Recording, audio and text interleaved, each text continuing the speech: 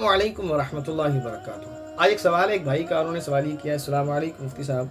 वालेकुम अस्सलाम वरहमतुल्लाहि वबरकातुहू। कहते हैं कि कभी कभी ऐसा होता है कि इशा की नमाज में जब हम मस्जिद पहुंचते हैं कि जो जमात की कुछ रकात निकल गई होती हैं, और जब हम जमात की बाकी रकात को पूरा करते हैं तब तक तरावी शुरू हो जाती है। अब अगर हम सुन्नत मुअक्कदा अपनी पढ़ते हैं तो तरावी की रकात हमारी छूट जाती हैं। इस सूरत में अगर हमारी तरावी छूट जाए तो फिर हमें अपनी तरावी की रकात किस तरह मुकम्मल करनी चाहिए? क्या तरावी की रकात हम पहले पढ़ें और जमात होने दें और अपनी तरावी की छूटी हुई रकात को मुकम्मल करके जमात में शामिल हों, या फिर हम वित्र के बाद तरावी पढ़ें, या सही तरीक़ा क्या है आप बता दें।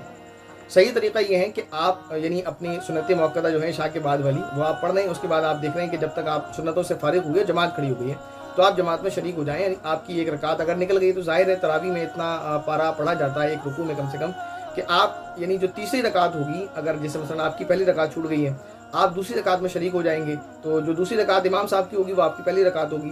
तो सलाम फेरने के बाद इमाम साहब यकीनी तौर पर तीसरी रकात का रुकू नहीं कर पाएंगे कि आप 2 रकात मुकम्मल करके तीसरी रकात में शामिल हो जाएंगे। मुझे यकीन है 90% ऐसा ही होता है कि अच्छी खासी क़िरात की जाती है। लेकिन फिर भी अगर आपकी ऐसा मसला है कि आपकी रकात 2 रकात या 2 रकात से ज़ायद छूट गई हैं, तो आप जमात में शरीक हो जाएँ और फिर इस सूरत में आप वित्र पढ़ लें जमात के साथ ही, और वित्र के बाद बाकी आपकी तरावी की छूटी हुई जो रकात हैं वो उनको आप अदा कर लें। अस्सलामु अलैकुम वरहमतुल्लाहि वबरकातुहू।